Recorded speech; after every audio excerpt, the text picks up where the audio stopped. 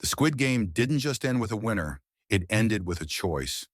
Gi-hun walked out of that nightmare with money, trauma, and a fire in his eyes.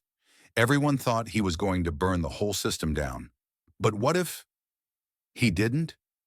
What if instead of fighting the game, he became part of it? What if Seong Gi-hun, the broken man in the red hair, wasn't our hero anymore, but our newest villain? Today we explore a hidden path, one where Gi-hun doesn't rebel against the Squid Game, but joins the VIPs, a path of luxury, power, and corruption. And in this version, the real game is just beginning. Let's dive in. 1. Gi-hun's real strength wasn't luck. It was insight. Gi-hun didn't win because he was lucky. He didn't win because he was strong. He won because he understood people.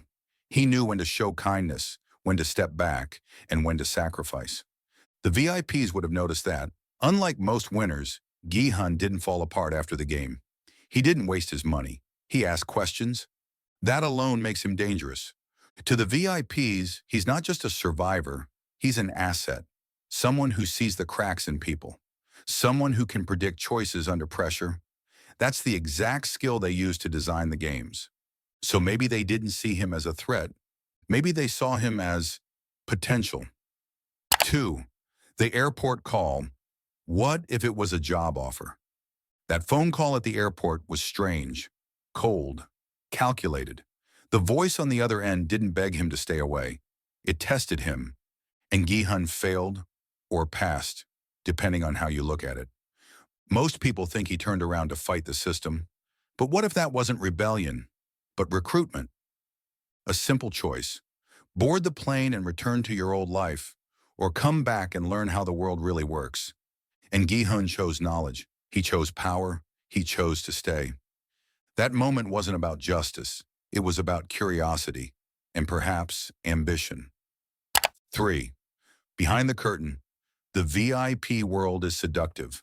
The world Gi-hun enters after that phone call isn't the one we know. It's not filled with fear and screaming contestants. It's made of velvet, gold, and silence. The VIPs don't just have money, they have immunity. They aren't judged by morals or laws. They control lives with a remote in one hand and a drink in the other. To someone like Gi-hun, who spent years drowning in debt, being ignored by society, this world would be intoxicating.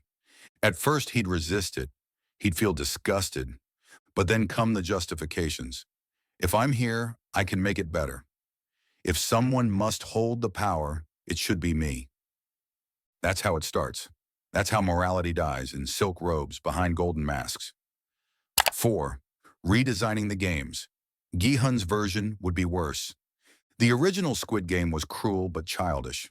Tug of war, marbles, red light, green light. Now imagine Gi-hun in charge. He wouldn't need guns or guards. He'd use psychology, emotional manipulation, betrayal as a tool.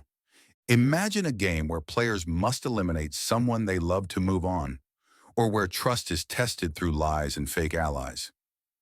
Gi-hun knows what breaks people.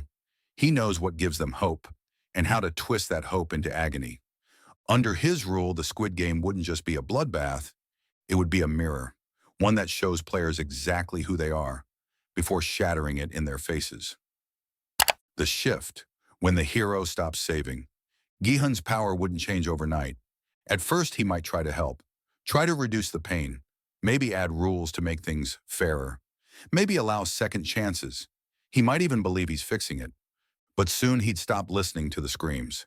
He'd stop seeing the players as people, just pawns, data, obstacles, or tools. And that's when the real tragedy begins. Gi-hun, who once held dying friends in his arms, now selects who dies and why. The deeper he sinks, the more he forgets the man he was, until finally he's just another mask, another VIP, another monster born from survival. 6. What if he's playing the long game? But what if we're wrong? What if Gi-hun didn't fall? What if he's pretending? There's one last theory, that he joined the VIPs not out of greed, but strategy. Maybe he's gathering intel, watching how they operate, learning where the money flows, waiting for the perfect moment to destroy them from within. If so, Gi-hun is more than a survivor. He's a double agent, a martyr, someone sacrificing his own soul to save future players. But here's the haunting part. How long can you wear a mask before it becomes your face? Even if he started with noble intentions, would he even remember them by the end? Maybe the Gi-hun we once knew is already gone. Outro. What if Gi-hun didn't end the Squid Game, but rebuilt it in his image?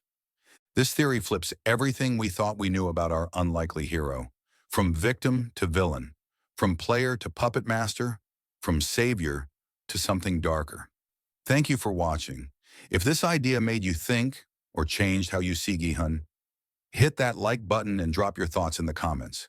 Could you see him as a VIP, or do you believe he's still fighting for good? Don't forget to subscribe for more deep dives, theories, and untold sides of your favorite shows. Until next time. Remember, in Squid Game, the rules are simple, but the players never are.